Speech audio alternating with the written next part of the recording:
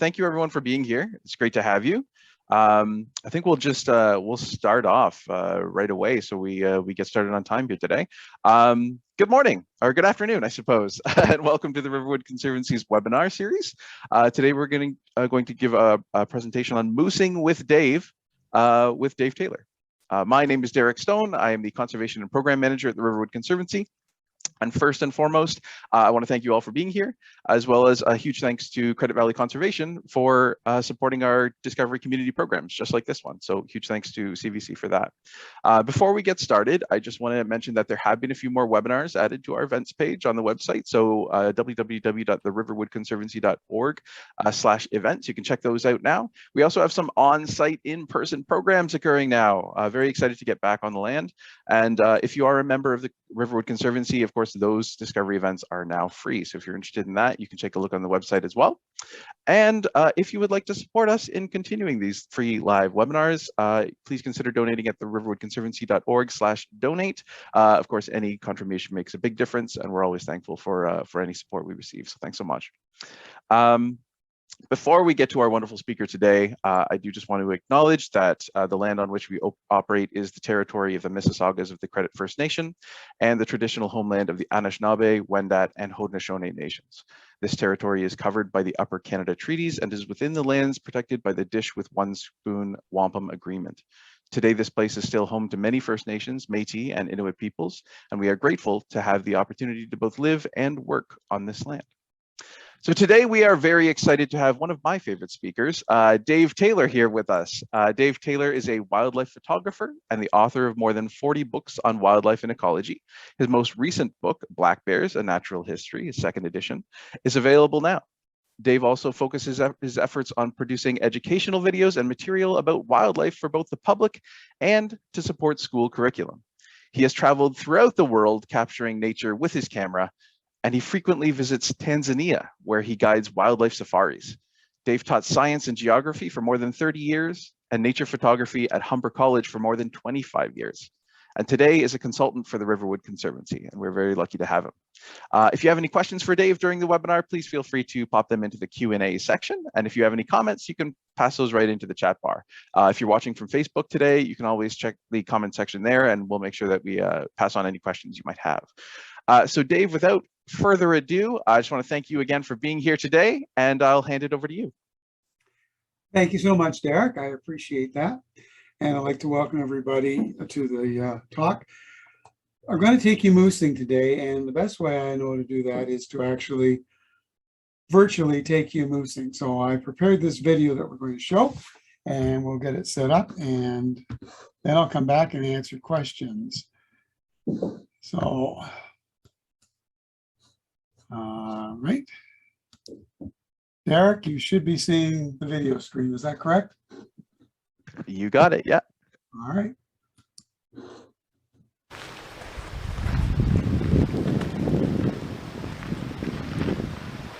Well, it's late summer, getting on to fall, and a bit of fall color.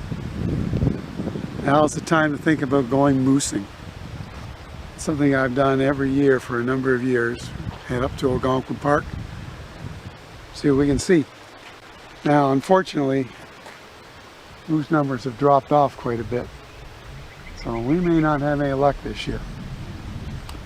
But part of the fun of going moosing is to call a moose in, and this is how I do it. Now, I'm not real good at it, but I do try.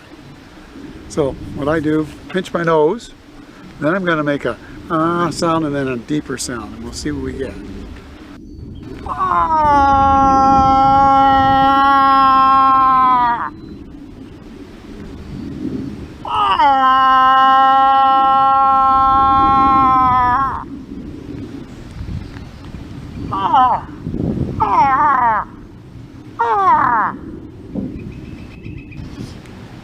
And you want that to be broadcast out over a lake.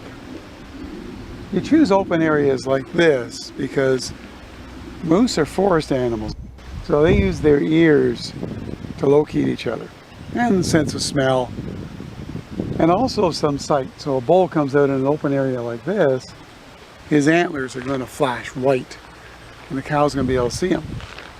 But he has to know the cow's there, And she, when she is ready to breed, calls them in.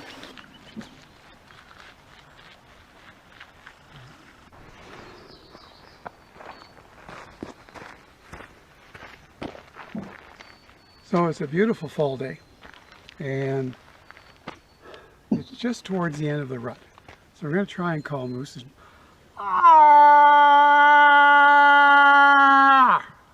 I apologize, but the sound is out of sync here. I don't know what to do about it. We're running about 30 seconds. I just called in a raven, so wonderful day. Wait, there's a moose. Looks like a good bull. Let's try a call.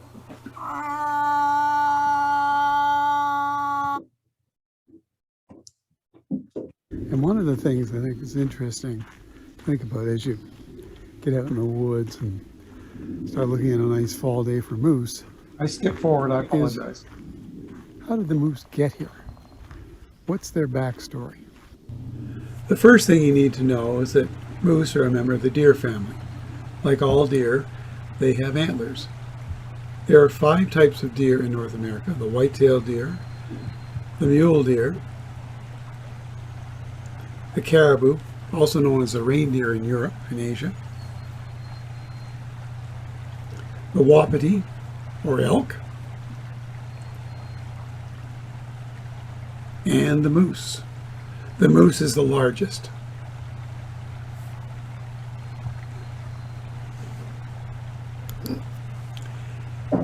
It may seem strange, but let's begin the moose's year in the spring. The spring is one of the toughest times for these animals. They've endured winter, they are covered with ticks, and they've lost a lot of their coat. As they scrape off the ticks, they're also scraping off their coat. And that can be deadly if a cold snap comes along, or if they get a lot of rain followed by very cold weather. It's also a time when the bull's antlers start to grow. Those little bumps on his head are the beginning of those magnificent antlers. Cows are still with their calves.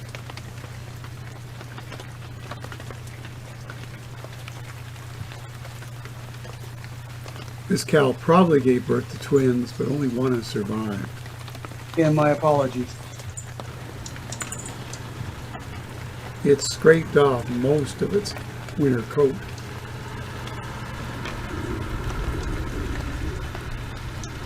The spring is a good time to see moose because they come to the roads.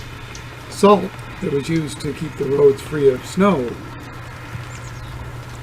the melting snow washes the salt into the ditches, and the moose come out to feed on it, literally eating the mud to ingest the salt. It's a mineral they need for their health.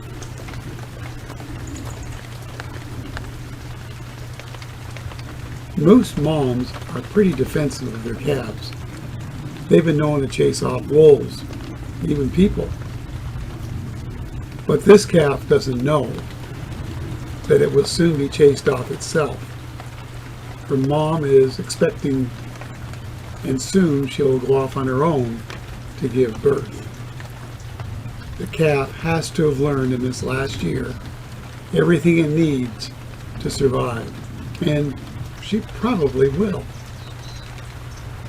If they make it to a year, their chances of survival are not bad. If only warm weather would come.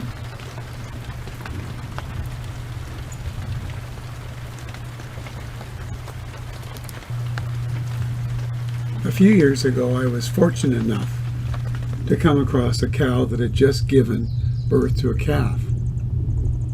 We were on a canoe trip, and we watched as she led her calf out across the marsh. Unlike white-tailed fawns and elk calves, which hide, moose calves must follow their parents almost as soon as they are born. It's the most dangerous time, and moose are very erratic. I've only seen 1 or 2 collisions. None of them ended well for the moose. Fortunately, no one lost their lives in the collisions that I saw.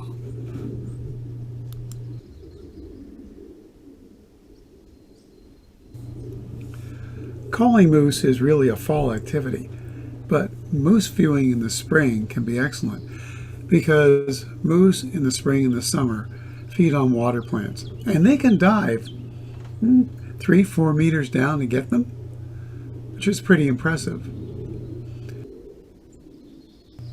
So if you spend some time canoeing, you are almost certain to see a moose, especially in early July, late June. Summertime is a time for growth. It's a time for the cows to replenish their body mass. It's a time for the calves to grow and become independent. It's a time for the bulls to ensure that they get the right amount of nutrients to grow strong antlers. This series of sketches shows how the antler grows from a bud, gradually larger over the summer, and then by August it reaches full size. And then the moose scrapes off the velvet, and you have the hardened, mature antlers that will be used for the battles to come. Most of the days are spent feeding. They are ruminants, and like cattle, they chew cud, and so they will find a safe place to lie down and rest while they ruminate.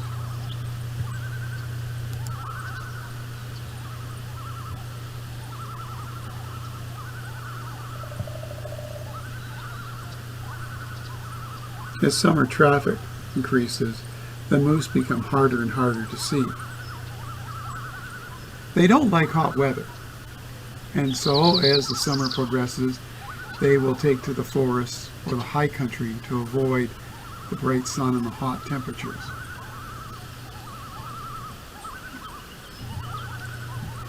Moose antlers, when they grow, are covered by a layer of skin called velvet, and that velvet protects the growing antler. The antler is a type of bone, but it lacks marrow. Blood vessels carry calcium to the moose's head, and the antler begins to grow. By the end of the summer, it will be full grown. The richer the habitat, the larger the antlers grow. Manitoba's Riding Mountain National Park has some of the largest bodied moose in the world, but the nutrients aren't as good as places like Algonquin, so the antlers on the bulls are not as big. Cows are replenishing their strength too.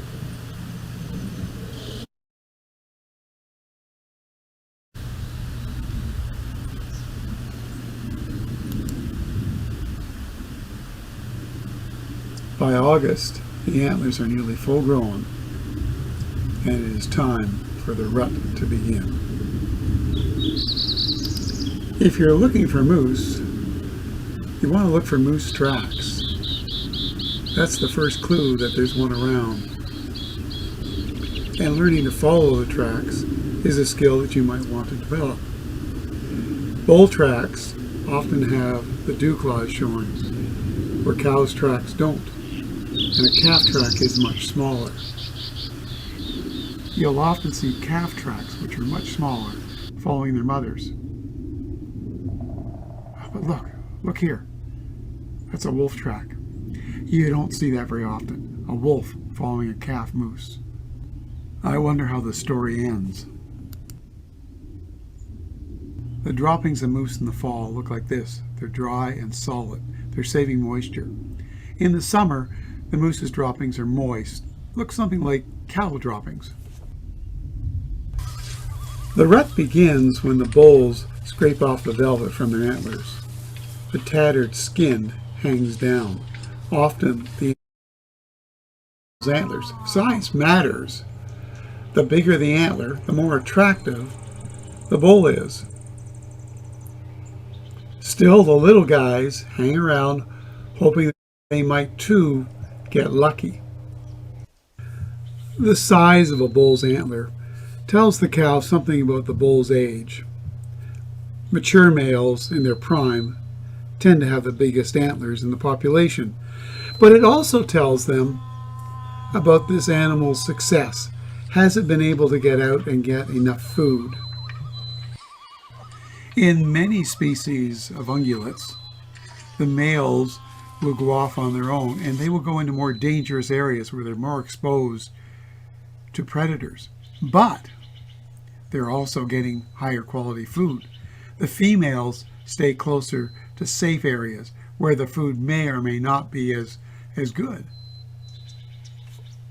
A male that takes those risks shows by the size of his antlers just how healthy he is. He's been able to withstand predation. This is a Flehmen display. A bull has sniffed a cow's urine, and he has something in his mouth called the Jacobson organ. And if he senses through that organ. Now, young bulls often respond to the calls because, well, they hope to get lucky and they realize there might not be another bull around. However, I didn't fool him for very long. And I kind of think he was following the trail of a cow. You looked up at one or two of my calls. Yeah. They didn't exactly come rushing over, you may have noticed that. Putting on a fantastic show. And the light, oh my goodness. Gorgeous. All you have to do is put that nice mountain behind it and you got the shot. This is pretty good right here. Yeah. I love the color of his coat, that light color on the top. A little bit of reflection of the water from the sun.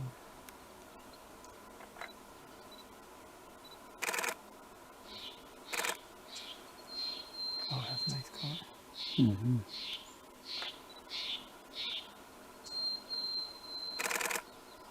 There's the cat's light in his eye.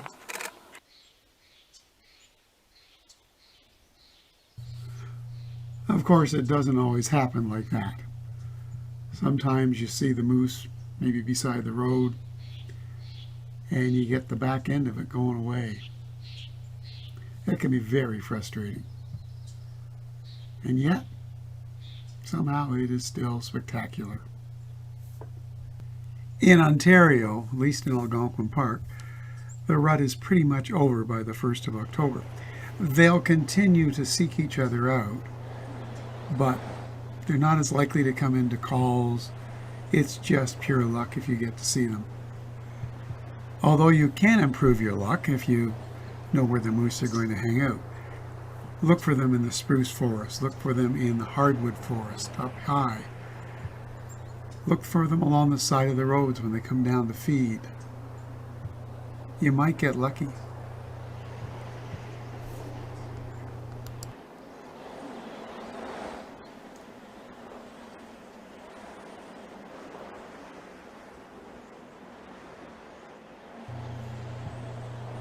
Winter is a tough time on moose. And you might think that the longer the winter, the worse it would be. But ironically, the climate change that we're experiencing, the warming, has really impacted the moose. The shortened winters and the longer summers are helping the production of ticks. And there are more ticks on the moose. They're losing more blood to the ticks. And in some places, for instance in Maine, their population has declined by 30%. You may not realize it, but winter is lacking a key resource. There's no water. So moose have adapted to be able to eat snow. But imagine the amount of energy it requires to melt snow inside your body to meet your needs for water. Try picking up a handful of snow and letting it melt in your hand, and you'll get an idea of what that takes. The warming climate is making things easier for deer, and deer carry a parasite that does them no harm. It's called brainworm, but it passes out through their droppings and then enters the foot of a snail, and then the moose ingests the snail when it's eating plants. Once the snail is ingested, the parasite is released and it makes its way to the moose's brain, where it will eventually kill the moose. Well, I hope you've enjoyed going moosey with me, and I hope you get out sometime to try it. Good hunting.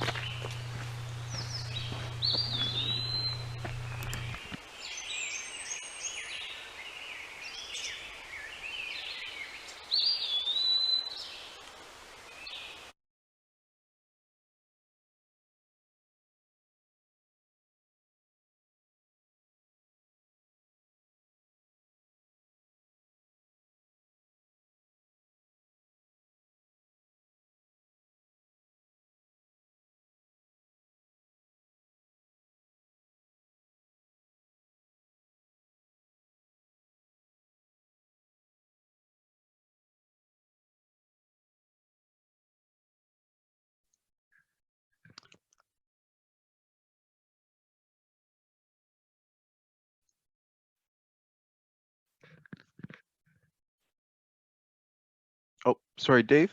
I think you might be muted on your end, potentially.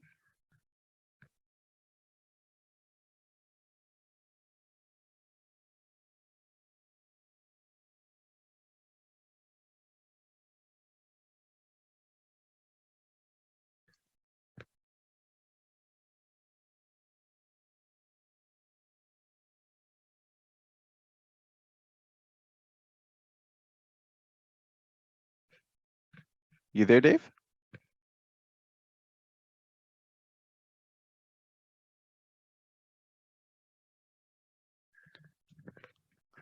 Yeah, sorry, everyone. Just a couple of technical difficulties, as you might imagine. Pretty par for the course these days. So we'll give Dave just a chance to try and fix things a little bit on his end. Yeah, sure. Just one moment. Sorry, folks. Just give me 2 minutes.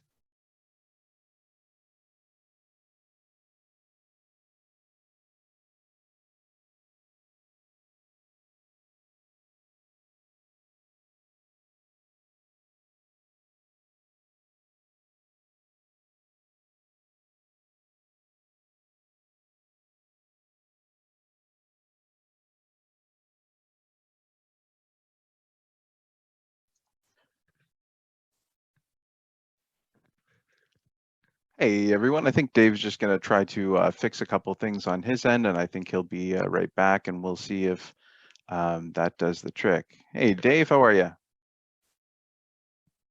Oh, goodness, we're still not getting your audio.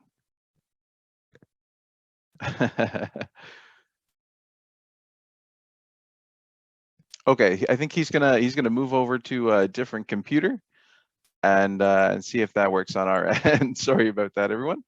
But it certainly is, yes. So I've got a couple questions already. Yes, this will be available to watch later, certainly, absolutely. We'll have that up on our YouTube page if you're interested in that. There should be a copy of that at that point. But certainly there's a lot to talk about here. Dave's got quite a few really beautiful videos of moose, certainly, that we've been able to see today. Dave, how you doing? Now? There we go. We've got him back. Sorry for that, everyone. I'll hand it right back over to you there, Dave, okay? My apologies, everyone. My Apple computer decided today to become a problem, and I do apologize. I don't know what the problem is, but that video is going to be online. I'm going to replace it because there was a mistake that I noticed, a couple of pictures I need to do a bit more work on. So I'm willing to start taking questions now. Derek, do you have any questions for me? Goodness, yes, we have quite a few questions coming in, actually, Dave. We're going to start right from the top here. It looks like, so someone is asking, does the parasite move from one dead moose to the next moose? The really strange thing about brainworm is that it does not kill white-tailed deer, but it does kill moose. And by killing the moose, the parasite is actually killing itself.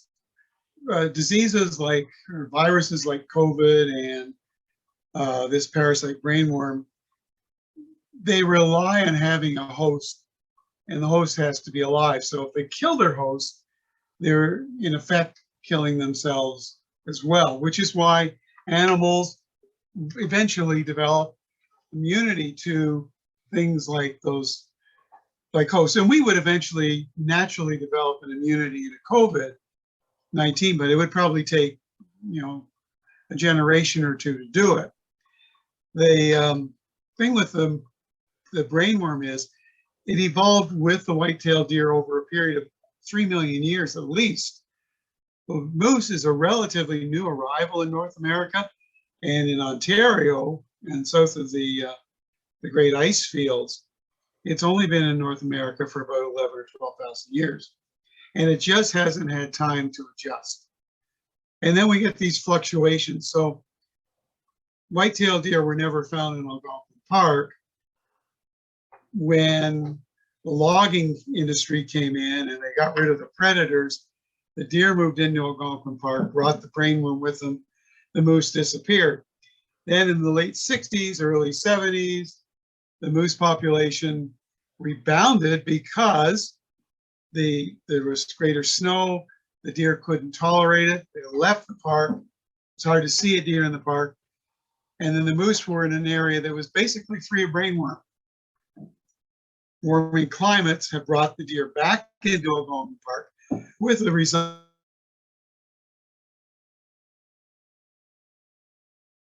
that declining.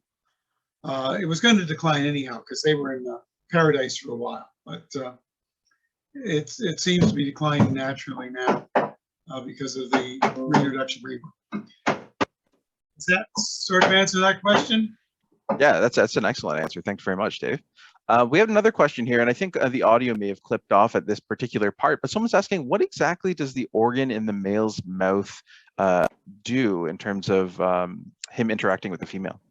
Okay, so if you go back and watch that video, and I will reload the video up later today, so it should be up tomorrow. It's called a Jacobson's organ. It's in the roof of the mouth. We have one too, I believe. It's basically a way of analyzing scents. And moose and deer and lions, they have them as well. All the cats do. When a female moose is in heat, her urine contains chemicals, pheromones, that the moose, by sniffing the air above the urine, he can sort of taste that scent, and it tells him that this female is ready to ovulate, ready to mate. If you watch cattle, they'll do it. Lions will do it. Lots of animals do it. Basically what they do, I'll do an imitation so you can see the full effect. Imagine I'm a moose or a bull, just the males now. I sniff, and then I stick my neck up, I suck my belly in to make myself look really fit. Got big antlers, of course. I tilt my head up and I kind of look around. And basically, you look really stupid. And these animals look really dumb doing this. And it really, another moose sees this, he knows, oh, there's a cow that's ready to breed. If there's a herd of animals like bison and they're doing it, that very act brings in other bulls.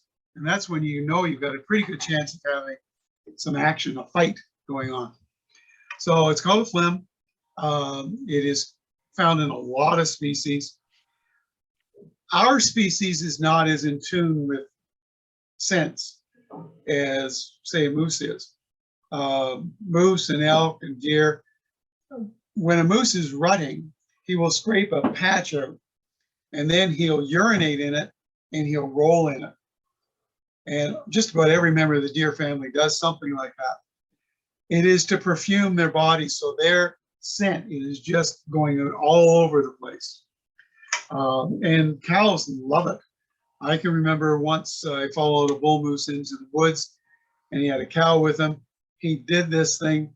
Well, the cow couldn't wait to join him in his little mud bath. And happy times, I guess, for moose. It is not something I'd really recommend for people. We don't do that, but some animals do, because scent plays a much bigger role in their lives than it does perhaps in ours. Next question. Sure, and thankfully at that. How fast can a moose run? About as fast as a racehorse. They're really quick. And part of the video that I had to skip over because of this 30-second lag talks about moose crossing the roads. One of the things with a moose, if you're following a moose down the road, and I did this once, and we're going at about 30 miles an hour. I was actually going a bit slower. Moose is going this way, and you think it's going to go this way, and all of a sudden it goes that way. So if another car were thinking, well, that moose is going to go up this way, I can pass, you can get into a really bad conflict. And hitting a moose in a car is not good, because a moose's legs, if I were standing up, would come up to about here on me. Well, that's above the bumper of a car. And if you hit a moose, it's going to fall in and it's going to come through your windshield. So If you're ever driving in moose country, I would suggest you do a couple of things. Keep your eyes open, keep very alert, but don't try and pass a moose. If you see a moose by the side of the road, slow down. They're very erratic. If the moose is on the road, stop, let it go wherever it's going to go, and don't try and push it. A moose car conflict is not fun for anybody. It's kind of a sad ending to a lovely life in the case of the moose, and people have been killed in these car accidents. The worst time for driving in moose country is dawn and dusk, because your eyes are not yet adjusted to the dimming light. And I would suggest if you are a driver, you drive no faster than the speed limit. I have this theory, and I don't know if anybody's proved it yet. I have this thing in advance. They're used to the cars going by at a certain speed, and they assume that they can cross the road before that car comes up to them. So if you're driving above the speed limit, the animal doesn't know that. And I think that's why these conflicts happen. A sad statistic in the United States is 1 million.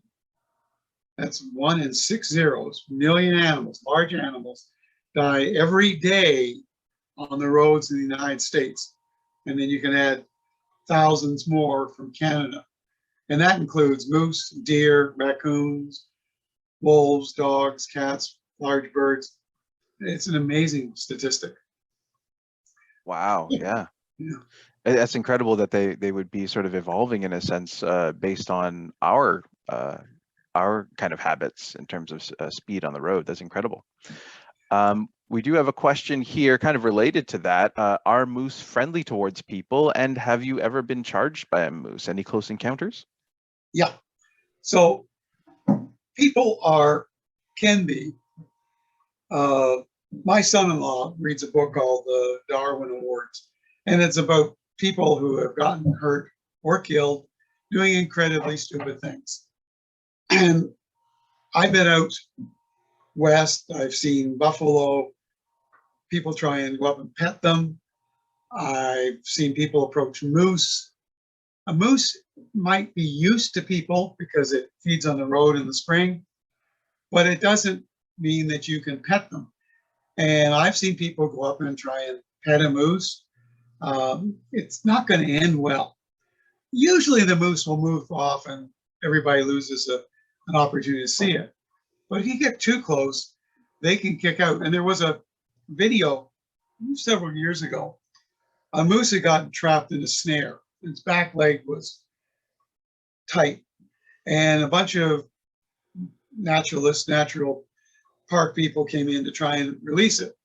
So one guy got a little too close, and the moose with its front leg kicked the guy and sent him sprawling about 30 feet back, even though the one leg was tied back. They can be tremendously powerful, tremendously dangerous animal. They stand as tall as I do. Now, I have been charged once by a moose. We were actually a couple of times. One time I was out with a professional caller, a guy that really knew what he was doing. And he called in this bull moose. And the bull just came barreling out of the woods. And this was right at the peak of the rut. So he was looking for love. And he came out of that forest. And there is this fella and I and this magnificent bull moose. There's a picture of the bull in the video. He just came right out. Well, we quickly got into a car. Another time I followed a bull moose into the forest, and he was with a cow. This was the same guy that rolled in his mud pipe. And we got in the forest, and I was taking pictures. My brother-in-law was there too. And the moose sensed me, and suddenly it turned and it came towards me. Now, what moose do when they're showing off, they're getting aggressive, they will waggle their antlers like this. They'll walk parallel to you, sort of to say, look how big I am. and they waggle their antlers. Well, this guy did a little bit of that, and then he came running. Well, I had 2 cameras in my hand.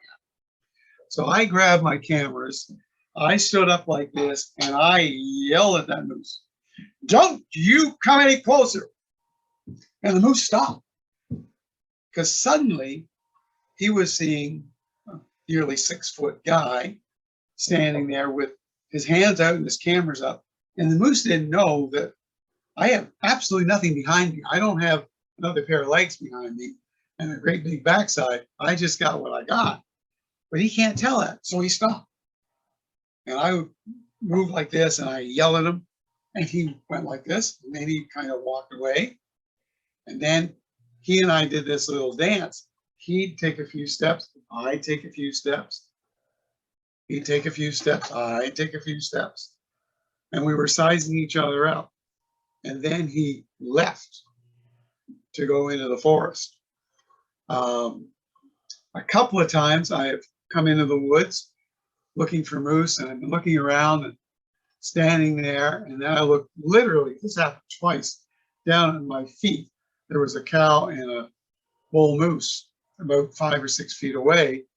And I remember that one time that bull stood up, and I was looking for a tree to get under so quick, because I knew I couldn't outrun him. Fortunately, he just thought I was some idiot photographer, and he left.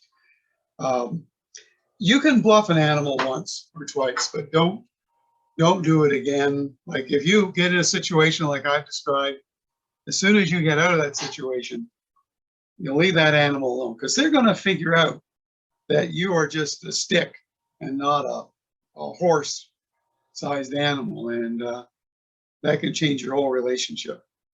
Again, I would encourage you at some time to take a look at the complete video, because some of the stuff is covered in there as well. That's incredible. So it did say in the video, Dave, that there was a decline of moose in Maine, but I didn't quite get what percentage that was. It was what's 30%. Wow. And what would be the kind of population of world population of moose at this point? They're not endangered by any stretch of the imagination. Right. There has been a general decline. I think Ontario has got, I may be off on this, but I think we have about 100,000 moose. They're not nearly as numerous as like the 30 million white-tailed deer, but there's tens of thousands of moose from Alaska, well, actually from Northern Europe, all the way across Russia, all the way to Newfoundland. Their range, surprisingly, in North America has been expanding. If you are aficionado Westerns, when stories were being written about Yellowstone back in the 1800s, late 1800s, there were no moose. There just were no moose there because they hadn't migrated down. In my lifetime, in my time as a professional photographer, moose have moved into Rocky Mountain National Park, which is another 400 or 500 miles further south from Yellowstone. So they are expanding their range. There were very few moose in Vermont 30 years ago. In Maine, they got in there and they did really well.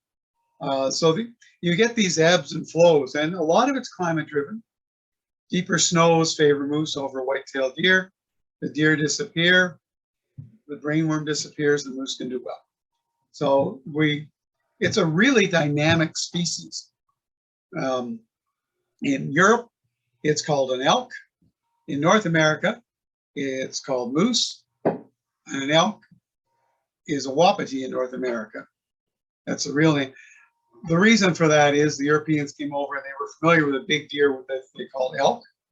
First big deer they saw in North America was what we call an elk today, a wapiti, and they didn't encounter the moose until later on. It's a strange, convoluted tale of naming that just doesn't make any sense, but it's a fascinating story to unravel. Excellent. We do have a question that asking if there's anything humans can do to reduce the tick populations that are affecting moose and other wildlife. I don't really think there is. I haven't heard of any steps that can be done. This is not the same tick that we worry about with Lyme disease. It's basically a moose tick. There's not a lot that can be done. They're doing a lot of studies on it. About 10, 15 years ago, there was a massive die-off along Highway 60 of moose. By massive, I think they found 10 or 15 bodies. They probably didn't find a lot. But the moose, they become what we call a ghost moose. They start scraping with their back feet to get the ticks off. And in the process, you saw in that one section where the calf moose had turned almost gray at the shoulders. Well, when the moose scrapes off that fur, if it's a good spring, it's not going to make a lot of difference. But if we suddenly have a cold snap, the moose will have scraped off so much fur that it's not insulated anymore and will die. Well, this particular year, they had an extraordinary number of something like 5,000 ticks per moose. And the ticks go on the size of a pinhead. And then they grow to about the size of a quarter. And that quarter is all filled with blood from the moose. And then in the spring, the ticks fall off and they lay their eggs and the cycle begins again. Well, 5,000 ticks on a moose taking enough blood to fill that little round thing can really weaken the moose. And when the moose scrapes them off, it's losing its coat. The combination of those two factors, this one particular year, along with a cold spring, causes die-off. So their moose are vulnerable to a lot of things. Somebody just asked, are there toxic foods to a moose? Just about any food is toxic. Anything that we eat is toxic because foods, plants have a natural sort of tendency to, when they're being preyed on by deer or moose or people, they put out toxins. And the analogy I would give a human being is, if I fed you nothing but pizza for 3 weeks, you'd be sicker than a dog because the toxins, the natural sort of things, your body would rebel to it. If you ate nothing but apples, you'd be sick. So we balance our diet, and the moose does the same thing. If a moose is eating a plant and the plant starts to put up a lot of chemicals into it, the plant starts to taste bad, the moose goes to another plant. There are probably some plants that are deadly to moose, but I have not seen any studies that really talk about that because the moose are pretty smart. They figure these things out. So, Sure. That's amazing. This question here about the Alaskan moose population, and are they larger than the ones in Ontario? And how big is a moose? okay. Well, if I'm in, can you see me? Yeah. If I'm out taking pictures of moose and I come across a cow moose, it's going to be about up to here on me. The bull's going to be at the shoulder there. If you're photographing an Alaskan moose, the cow moose is going to be about there, and the bull is going to be about there. They are really a big, big animal. They are the largest living member of the deer family, and quite big. This antler here, which I used to use for culling in moose, is an average small, not a particularly big antler. Imagine a bull moose in Alaska. What I'm holding in my hands would be equal to probably just the front shovel. This is called the shovel, this part here. This would just be the front of an Alaskan bull moose antler. They are just massive, magnificent animals to see. Slightly different in coloration than our moose. They tend to be darker and have more distinct pattern to them. Surprisingly, the greatest ratio of antler to body, though, is in the caribou. So this is a caribou antler, caribou set that I collected up in Alaska. It was already dead. Bulls had killed it. The caribou antler doesn't look very big compared to a moose antler. But if I were to bring a caribou into this room, its shoulder would be about there. So they have the largest ratio of antler mass to body mass of any of the deer. There's a That's little amazing. side. Yeah. Yeah, to think of an animal that large that can run that fast along our roads is pretty incredible. Along that line, we have a question about how far a moose could swim without getting tired. Yeah, the answer is kilometers. They are able to swim the widest lakes. A lake like Opeongo up in Algonquin Park, which is a fairly big lake, they can negotiate that quite easily. I don't think they do it very often, but they certainly can. If you've been out canoeing and you see a moose, it's really impressive how fast they can swim. There are, honest to God, there are true stories of people stupid enough to do this. They've lassoed the moose, usually a bull, get the rope over the antlers. They're in the canoe, and they let the moose tow them across the lake, which is great, except suddenly you're in shallow water and the moose is no longer swimming, it's running, and it runs full tilt into the woods, and you haven't got time to take the rope off. And suddenly you are no longer canoeing in water, you're canoeing through the forest, which does not have a good result for your canoe, for your equipment, and for you. I just can't imagine anybody dumb enough to do that, but it has happened more than once. People are surprising how foolish they are. The other thing about moose too, they have long legs. They have the longest legs of any deer. They are designed so that when they're running through the woods, they can run over obstacles. A wolf is chasing them, and a wolf is much smaller. It can't run over the obstacles that a moose just takes in its stride. So the long legs are another great adaptation for these animals to survive predation and predators and things like that. That's incredible. And along those lines, have there ever been attempts to kind of domesticate moose at any point? I think it was in Russia, maybe also in Sweden. There have been a couple of attempts to domesticate them, especially where they have a lot of snow. They've been hooked up to sleighs to tow, but they're not a particularly domesticatable animal. Is that a word, domesticatable? So I would think not likely that it's ever going to become a thing. Sure. There are people that have ridden them. I wouldn't recommend that you try it. No, not something we're looking for soon. So I think we have just a couple more questions here, Dave. The first one is, how long do moose live?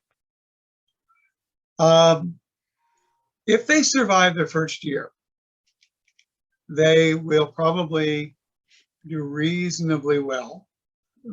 Most of them die when they're calves. Once they get to be 5 or 6 years old, 7 or 8, the bulls are in their prime. That's when they get their big antlers, their biggest antlers. They're most fit. That lasts for 2 or 3 years. And then after that, there's a real drop off. So a lot of bull moose probably don't make it much past 10, 11 years old. I think in captivity, they can live longer, but they're not like what you would consider a long-lived animal. Cows might live longer, but each sex has their own particular. The bulls have to grow these massive antlers. The cows have to grow the calves inside their bodies. It's trying on them. So probably a little over 10 years, 11 years. I think Wow. maybe longer in a zoo where they're properly cared for. Sure. Excellent. And then the last question, are there moose at Riverwood? And if not, are there any efforts to make that happen? I have a talk that I do, maybe I'll bring it back sometime, the deer of Riverwood. We have had caribou, we have had elk or wapiti, and we have had white-tailed deer. We've never had moose in our area, and I'm talking ever. If you go back 12, 13,000 years ago, caribou used to migrate through this area. As the climate warmed and the ice age melted back, Caribou followed it further north.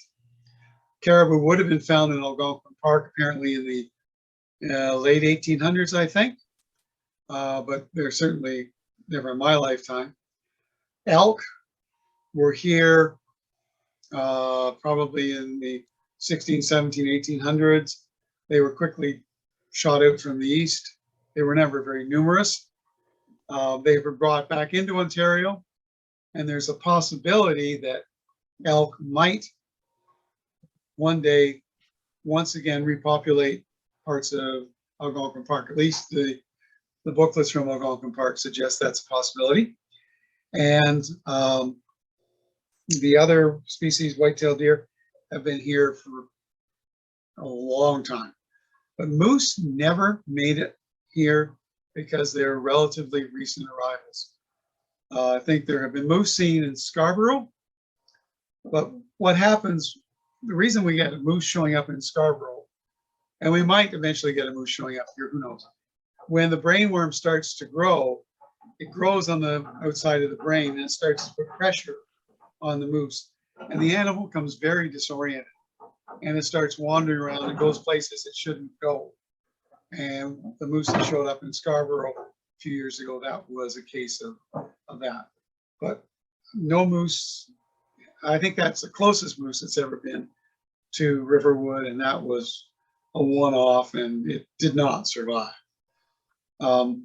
Stephanie just asked a question about feeding deer, moose, and I would suggest, well, I've never known anybody to feed moose directly, but the deer certainly feeding animals, large mammals, is not a good thing because they can bring various ticks and diseases into the area. And along Highway 60, when I went up there in the early 60s, people were feeding deer, but that really on a major highway is not the brightest thing in the world to do either. So I would suggest you don't do it. So there you go. Excellent. Well, thank you so much for that, Dave. Dave, it has been an absolutely informative and interesting talk. Thank you so much for coming out today.